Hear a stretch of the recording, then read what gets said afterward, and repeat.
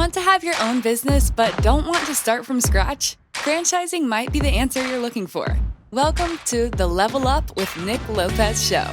The show that brings you thought leaders in business, franchising, and high-performance personal development. Whether you're a buyer, seller, franchisee, franchisor, or a consultant, find everything you need to know about franchising right here. Own a business without the pain and financial losses that come with creating it. Find the time, freedom, and financial independence you can have through entrepreneurship. Learn how franchising can help you get there. Listen up and get ready for another episode of the Level Up with Nick Lopez show.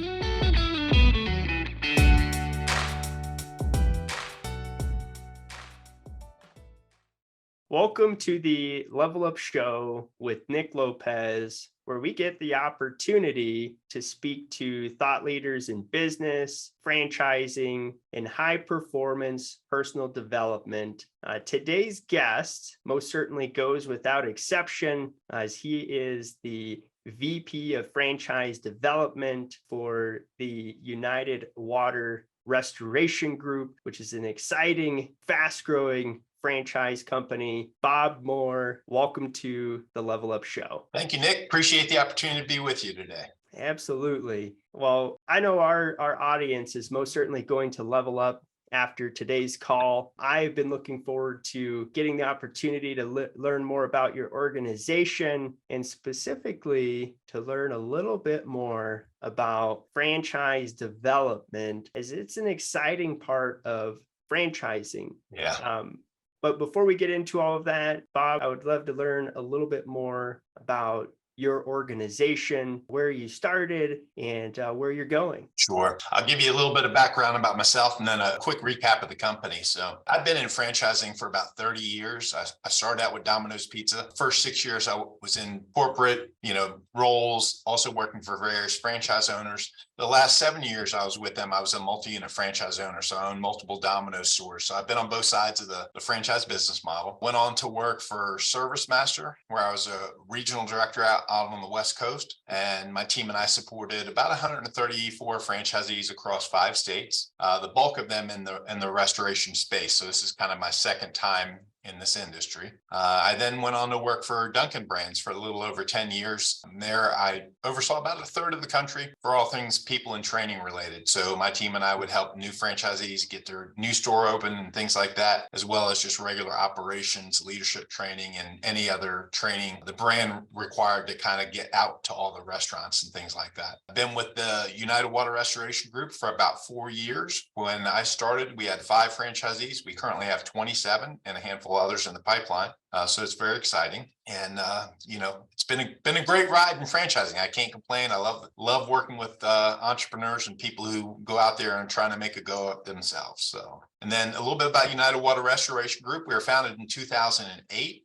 Some gentlemen, in the middle of a recession, basically formed a restoration company. They started with one van, filled it with equipment, and went out and started knocking on doors, and they very quickly built that to 15 locations across Florida. And then they began franchising in 2015 and have just kind of continued to grow. We still have corporate locations. That's one of the things I do love about us as a company. We're not just selling franchises.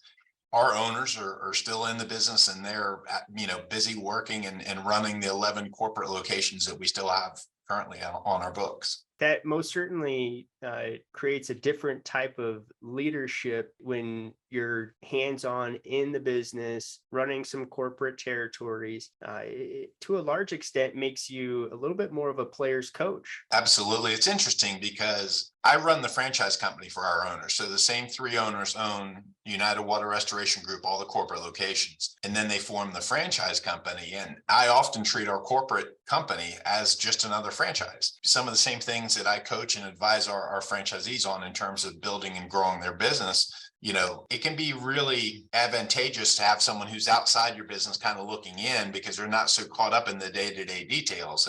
And I often find myself, I have a meeting later today with one of the owners, and we're going to talk about some ideas he wanted to run by me. So it's a great job. I love it. I come to work every day and a lot of exciting things I get to work on, and growing the company is always fun and exciting. So you guys are currently at 27 franchise owners. Correct. What is your goal for the next year in terms of growth? I'd like to add another dozen this year. We're not just going to add bodies and things like that. We really want to make sure it's a good fit and they'll be successful in, owning a restoration company. But, definitely want to get to much larger numbers over the next 5 years. But I think if we can add another dozen this year, that'll be a good year for us. Yeah, dozen owners. And what I loved about what you just said was that we don't want to just add bodies, right? We want to make sure they're a good fit and they're going to be successful. So what does that look like for you guys? Sure. It's a great question. So I think one, not being afraid of hard work, because, and whether it's restoration, I own pizza stores, I have friends who own all different kinds of businesses, regardless of the type of business it is. When you go out there on your own, there's going to be some hard work. You can work smart all you want, but there's still going to be some, at the end of the day, some hard work left that you got to do. So people who aren't afraid of hard work always, is something we're looking for. The other thing we talk a lot about is how resourceful are they? Can problem solving, creative thinking, and things like that, because you just sometimes have to be creative of solving your problems and finding your way through things. And then lastly, what I'd say is we talk a lot about, have they managed people before? What does that look like? Because one of the things we talk a lot with our franchisees about is culture. I challenge them in training, why should someone come to work for you, beyond a paycheck, right? Because you're going to have to pay them. That's a given. But beyond that, what are you offering them? And we really challenge our franchise owners to think and find answers to that question, because I think, as any business out there will tell you, or anybody running a business, finding good talent's hard. You want to, find them, keep them, and that takes work. It doesn't happen by accident. So we get, right in the initial franchise training, challenge our owners to answer that question. Why should someone come to work for you? What are you going to offer them besides a paycheck? And so you're looking for an owner that has that team building experience. It's one thing to be able to execute on the model and the behavior that's required as, let's say, an owner operator or a hands-on manager, but it's a totally different skill set to be able to teach somebody to do that and to do it effectively when you're not around, while also maintaining the culture and the values and the customer proposition. Sure, somebody may be on payroll, you may be paying them to show up, but are they really doing the aspects of the business that deliver the brand? And that, for a first time business owner, is challenging. And it's a learning curve, and even a challenge for an experienced business owner within a new industry. And so if you're a new business owner or you don't have that managerial experience, that's a couple additional learning curves that you're navigating through. Sure, it's possible, but I guess to your point, that's something that's important. You're evaluating their ability to do just that, build the team. Absolutely. And I think that's, you talked about, earlier about some of the benefits of the franchise business model. That's one of the things I love about that, is because you're in business for yourself, but not by yourself, right? You have resources available to you as a franchisee, whether that be, my team in corporate support, myself. You also have fellow franchise owners that are in the exact same business you're in, that you can pick up the phone, and call them and talk to them and tell them, hey, this is a challenge I'm facing right now. Have you faced it before? How'd you get around it or over or through it? And pick their brain about it. And you may or may not choose to handle it the exact same way, but it gives you ideas and options, and oftentimes it speeds up that learning curve, and you can get through things quicker because someone else has already made those mistakes or faced those challenges and found a way to navigate that.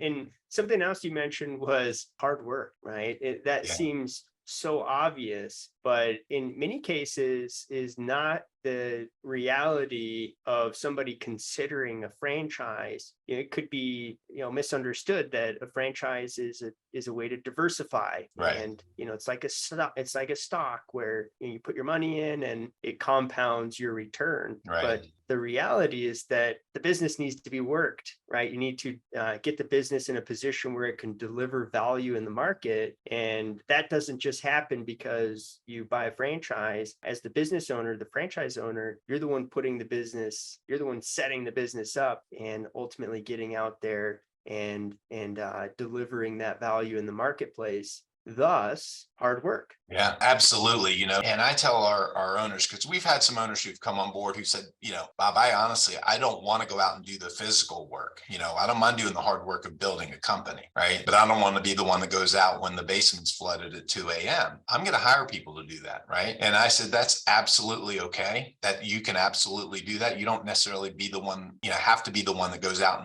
and does the physical work, but you better be pretty good about recruiting good people, motivating them, and taking good care of them. Otherwise, you're going to lose people and you're going to get stuck having to go out and do that work, right? And I'll give you a good example. We had that deep freeze that hit, right around, the holidays and, end of December this year that reached way down into the South. And we had a couple franchisees that literally from Christmas Day to almost mid-February, their teams were working 7 days a week, because there were so many busted pipes that were frozen and things like that. So it's, hard work. There's no way around it. Even if it's not the hard physical work, it's hard to go out and build a company. It's hard to, keep your teams motivated and attract and retain good people. But it's absolutely a cornerstone to success in whatever business you choose, I think.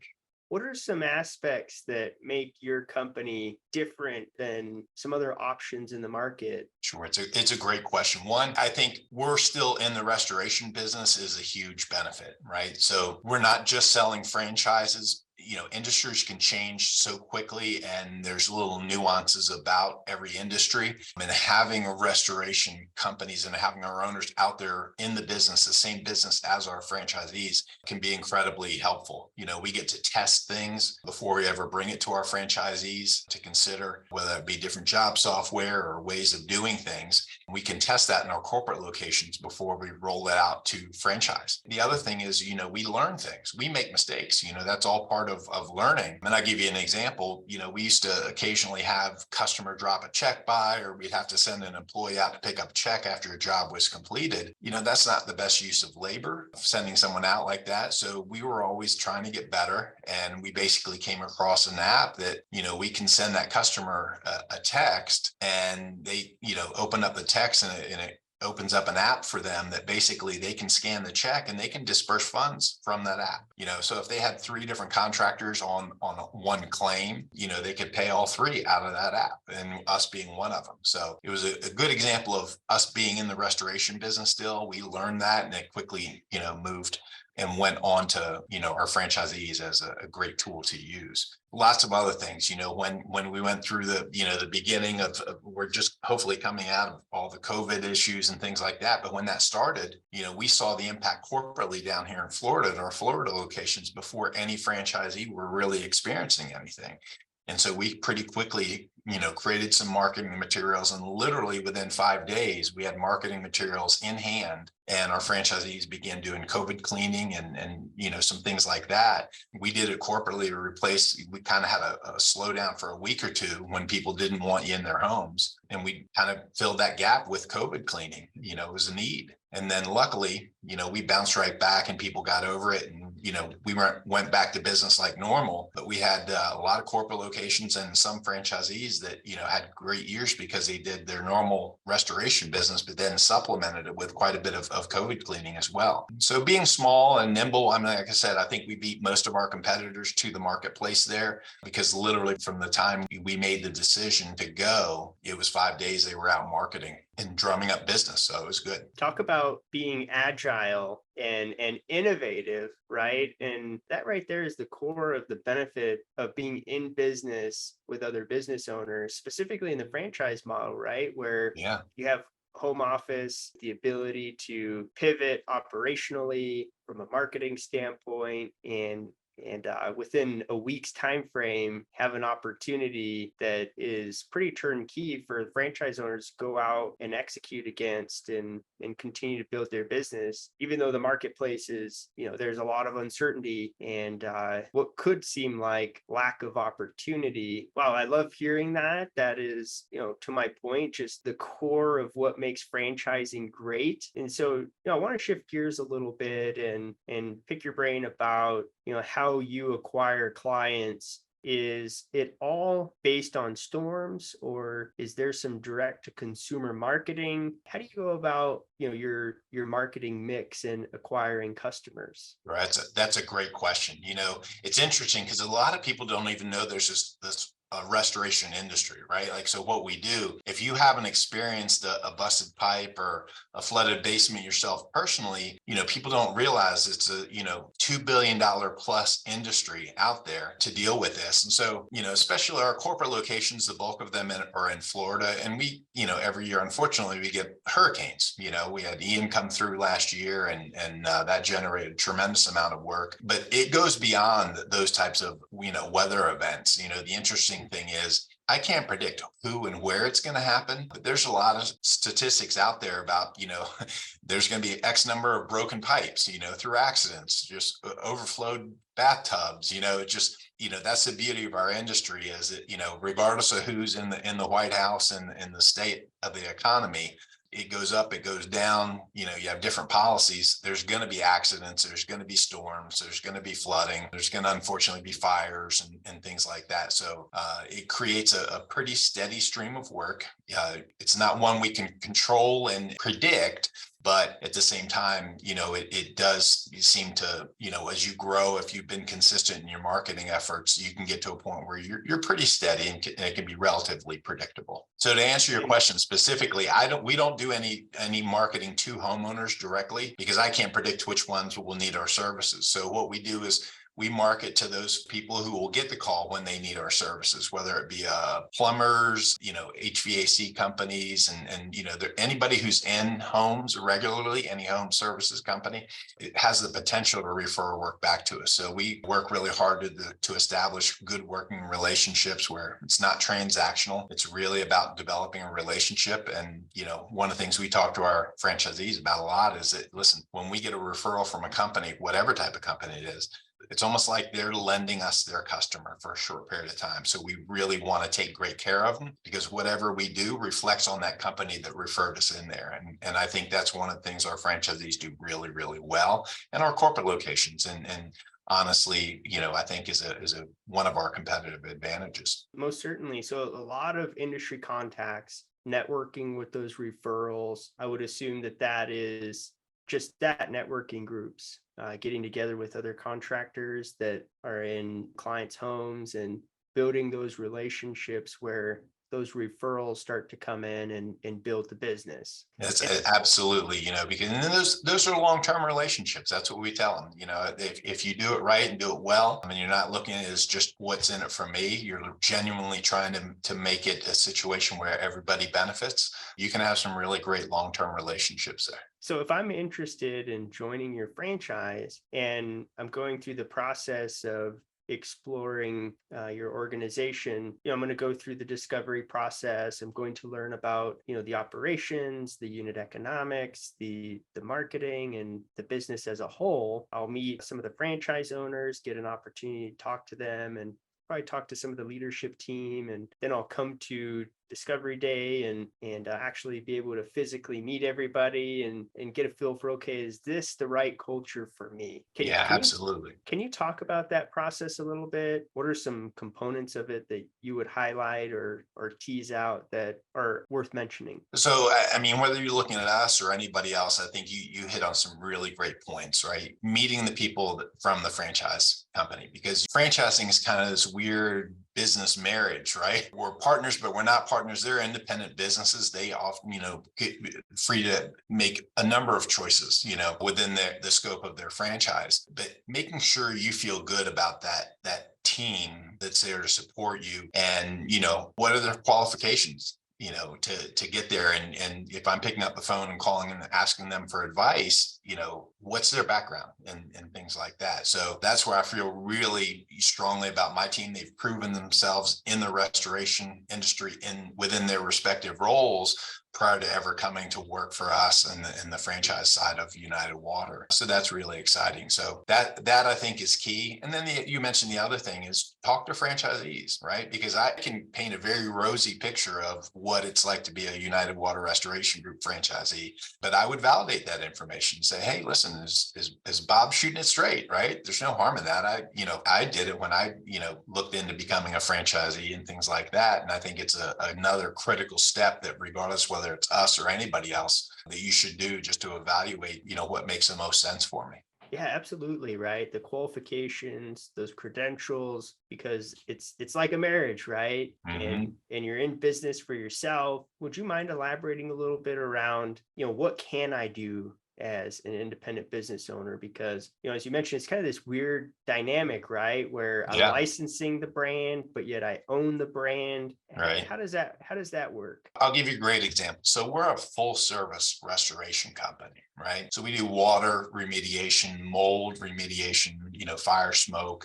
Some of our franchisees do the rebuild, like after you've gone in, you had to demo some stuff and you dry out the structure or you take care of everything. Some of our franchisees do the rebuild, others just subcontract out. They have, partners they've lined up. But I'll give you an example. I had a franchisee who was in an area that had just tremendous amount of mold. He could become more of a specialist, right? He could build an entire business or really focus a lot more on mold. And if you look at his where his revenue comes from, where, as a brand, we do a lot of water, both corporately and our franchisees, right? It's, we like that. It's, you're in, you're out for a number of reasons. But anyway, I could have a franchisee tomorrow that says, you know what, I'm going to be the mold king. And they made a conscious decision to really focus on going out there and marketing to that, building a team around that, adding more knowledge to themselves and their team about that, and really taking, the mold remediation to a totally different level to where they are just destroying their competition, right? But they can do that within the kind of the guardrails of our franchise. And as long as they're not, misrepresenting the brand or trying to do silly things. It sounds silly, but in all the brands I've worked with, you've had people who try and say, hey, can I play with the color on that logo? And that's like a big no-no, right? Because that's part of that image. So, but there are guardrails there that you have some wiggle room that you can make some decisions on, strategically and directionally, what am I going to do? Other decisions like how you compensate your people. We have franchisees that compensate the same exact position a little bit differently. And that's a business choice that you can make on which you think might be better. So putting the logo on hats and t-shirts and polos, even though it looks great, it may not go over so well from a franchising standpoint because you're licensing the brand. Yeah. Well, we provide them if they want to do that. I mean, it's promoting the brand and you can see here, I'm in my branded clothing and things like that. We give them resources to do that. We've lined up some vendors internally and they can, we also encourage them to source vendors locally, right? Buy in your own community. Because you're a business owner there and it makes sense. If there's a qualified vendor to get something there, we make it easy for them to be able to source some of those same products, right? But yeah, we do, like every other franchise, we do protect our brand and the image and things like that, and just make sure it's represented well in places where it matters on, things like wraps and prints and logos on the wall and things like that. I can source locally, but I probably have some predefined apparel and locations for the logos and proper usage of the logo. So it is pretty standard. The franchise is going to offer, hey, look, these are the hats that we use. These are the polos we use, the jackets, you name it, right? The full wardrobe there. But hey, this is our look. These are our predefined, what make us unique and special in the market. And so I wanted to go here because I think that it's important to really tease out the practical reality of being a franchisee and being in business with other business owners. It's important to have a consistent brand across all 27 locations or however many locations you have, because if not, that waters down the brand. And in the marketplace, the more consistent the brand is, the stronger the brand. And that's one of the most powerful components of the franchise model. Is it's a growth model. We're going to get our brand out there, but it's going to be out there if it's inconsistent or if it's consistent. And there will be a client experience in the marketplace. And the stronger the brand, the more consistent the brand, from not only the way that the logos are displayed on apparel, but the overall customer experience from A to Z. Yep, right? absolutely. So, it'd be pretty interesting if you went to Chick-fil-A in Las Vegas and they were serving, lobster. You went to Chick-fil-A in Texas. I'm obviously being a little silly here, pretty dramatic, but you go to Texas and they're serving chicken and everything else that you expect. And let's say you go to Oklahoma and they have the right menu, but they're wearing different hats and different polos. It really, I think that gives some good context around, we can all scratch our head around that. And so that's why it's so important to be consistent and uniform in the marketplace.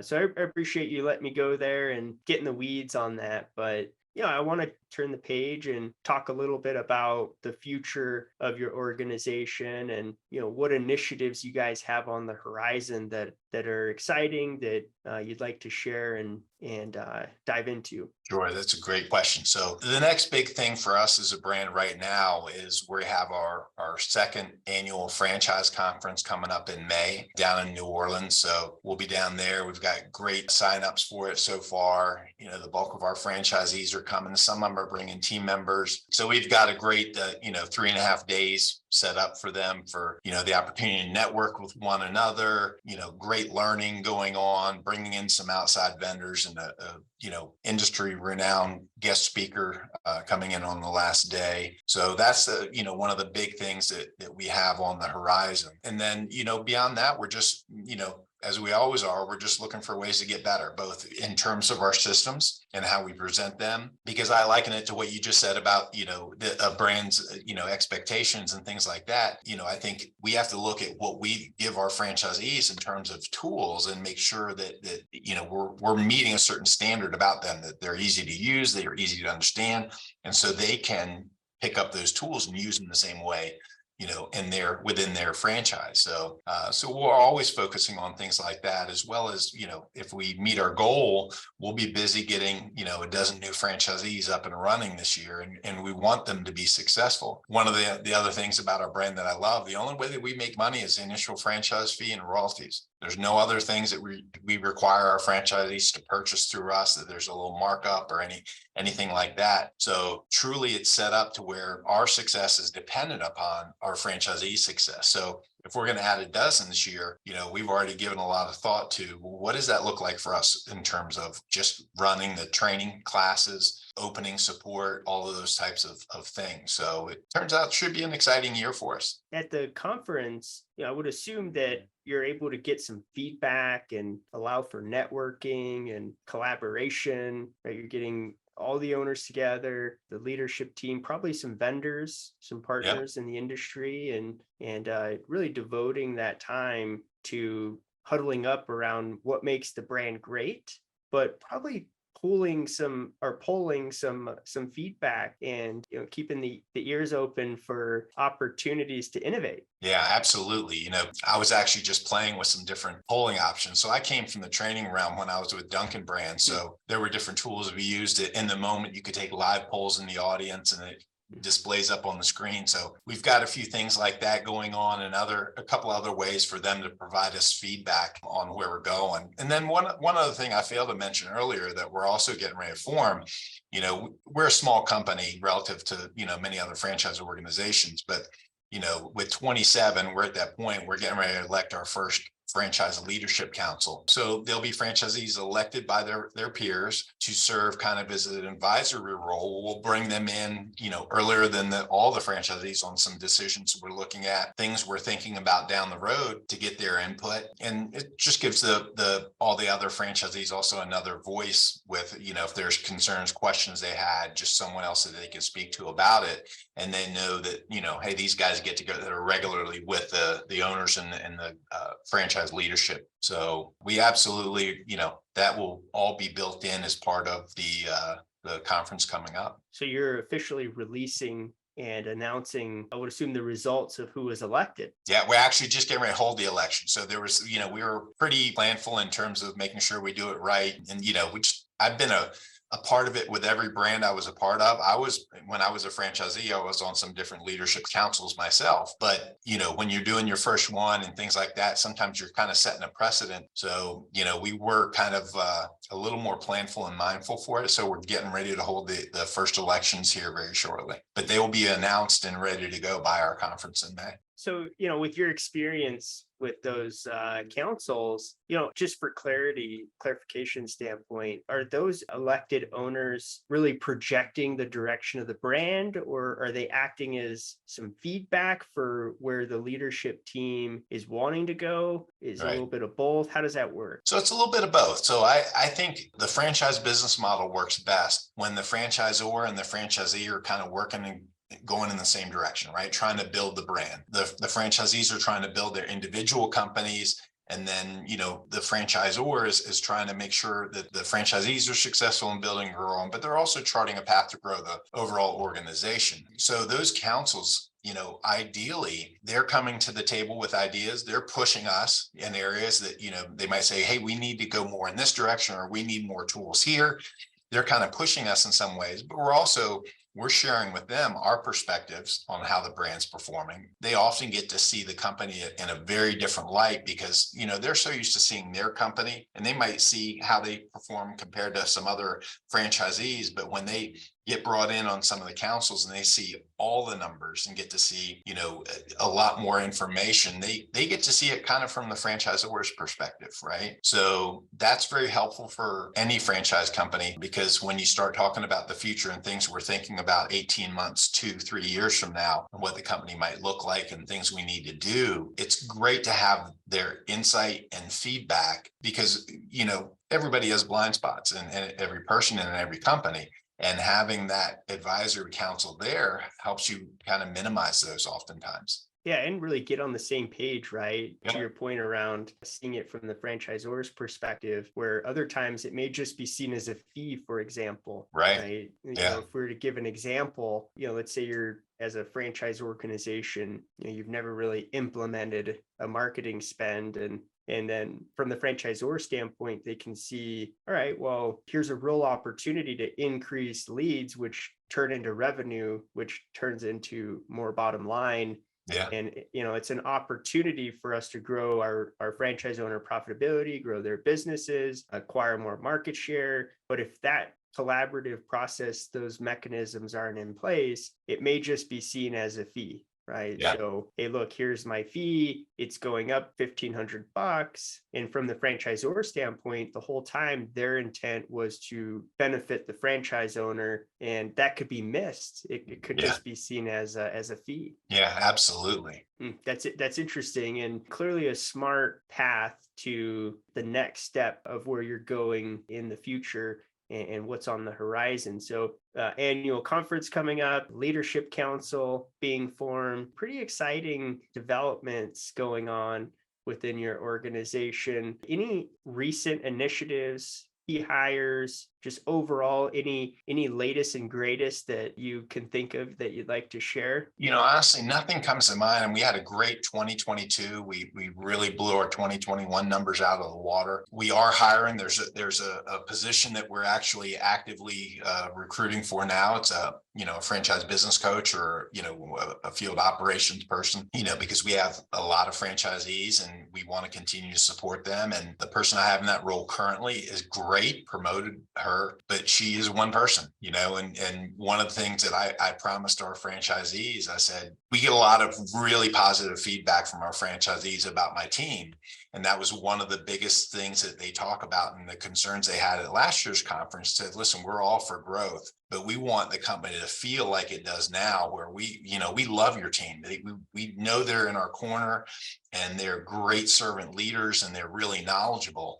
So as you build your team, we just want to make sure that you keep that. So, we're doing our due diligence and finding the right people for the next couple of key hires to make sure that, as we grow, they don't feel like they're just becoming a number as a franchisee. We want them to feel the way they do right now when we're small, like, hey, we're a family, and Bob and his team really have our best interests in mind, and they care about us. We want to keep that. So we'll be hiring a couple people this year as we grow, kind of hiring ahead of the growth that's coming in. What a great point of view there. Growth is great, but we want it to remain consistent with how it's been. It's what we love about the organization. Can we keep that? And that's some great chemistry dialogue there with the franchise owners. As a franchisor, you could be running, growing, and totally missing the ball that the franchise owners are perceiving that as, oh, we're watering down our support. Right. Things are going to be changing. Yeah. And no one likes change, right? Especially when it's something as important as your business. You want to know that, okay, sure, there's going to be some change, but there's a plan in place for that. Obviously, your organization's done a great job of serving your franchise owners, building that chemistry, having that two-way communication, even before you had the Franchise Leadership Council formed, which, my goodness, you guys are clearly doing business the right way. Last year had year-over-year growth, trending in similar fashion this year, and looking to add 12 new franchise owners to your organization. It's really been a pleasure having you on the show today. If anybody is interested in learning more about your franchise, getting in touch with yourself, how can they do that? Sure, that's a great question. So easiest way is to just go to uwrgfranchise.com. That's just a great website set up, gives a lot of information about us. You can fill out a quick little form, and that'll get you to the person you want to speak to and get you more information about the brand. And you can find me at LinkedIn, Bob Moore. I'm right in there for United Water Restoration if you have anything, directly or specifically for me. You heard it right from Bob Moore with United Water Restoration Group, this fast-growing but very smart franchise organization. Please subscribe to this channel. It's how we're able to continue to grow and bring you tremendous thought leaders in franchising, much like Bob on the show today. Like the show, and most importantly, contribute to the conversation. Drop a comment down below. Bob Moore, again, it was a pleasure having you on the show. Thanks for listening to another episode of the Level Up with Nick Lopez show. Remember, it's never too late to get started on your entrepreneurial journey. Don't forget to subscribe, like, and share if you enjoyed today's segment. Catch us again next week and visit limepainting.com for more of the Level Up with Nick Lopez show.